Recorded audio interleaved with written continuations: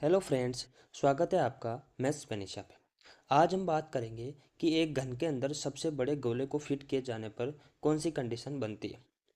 तो जब एक घन के अंदर एक बड़े गोले को फिट किया जाता है तो मान लो यहाँ पर इन दोनों का केंद्र है। ये केंद्र बिंदु है किसका?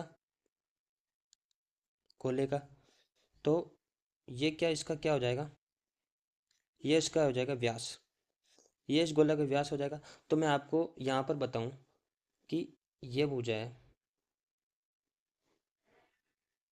ये मान लो ये कोई आकर वर्ग है, इसकी भुजा मान लो ए है। तो यहाँ से यहाँ तक की दूरी कितनी होगी? ये दूरी कितनी होगी? यदि ये दूरी ए है तो ये दूरी भी ए ही होगी। ये दूरी इसकी ए है तो ये अंदर ये दूरी भी ए ही होगी। उसी प्रकार ये दूरी कितनी है? ये मान लो इसकी भुजा, इसकी घन की भुजा कितनी है? ए सेंटीमीटर।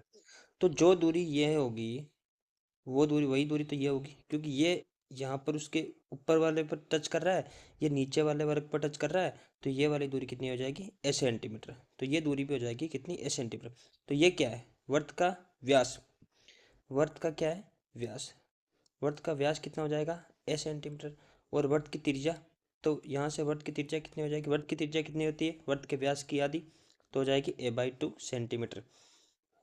तो यहाँ से हम क्या कर सकते हैं? दोनों के आयतन का रेशियो बता सकते हैं। कैसे? मैं इसको हटा देता हूँ।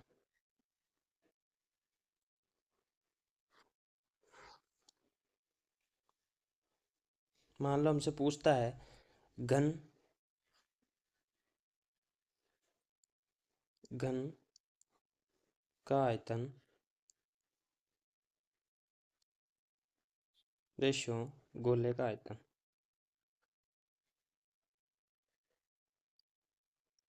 इसमें क्या हो जाएगा? घन की भुजा हमने कितनी मानी थी? ए। तो ये हो जाएगा ए क्यूब।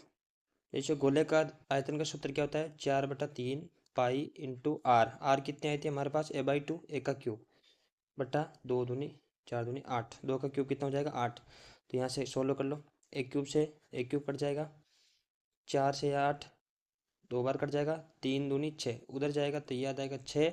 रेशियो यहाँ पर क्या बचा? पाई। तो ये इन दोनों का रेशियो आ जाएगा। उम्मीद करता हूँ आपको समझ में आएगा। Thank you.